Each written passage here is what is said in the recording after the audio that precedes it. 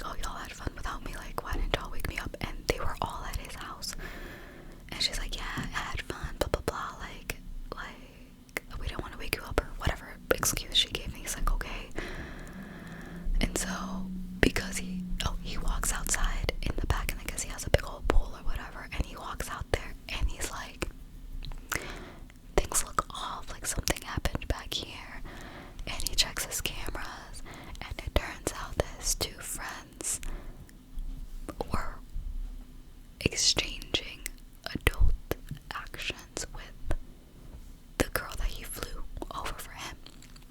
So the dude was feeling some type of way. It's like, wow, you came here, you messed with my friends when I brought you here for me, and then you come say to my face that you had a good time. Like, what is this? And so they see each other in the kitchen, and he's like, let me see if she's gonna tell me what happened last night. And so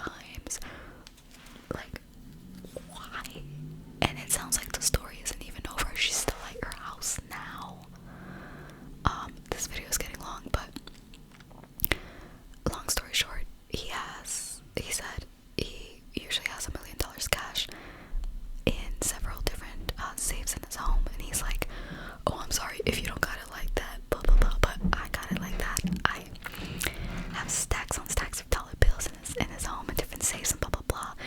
He didn't realize that Shay knew the codes to his safe.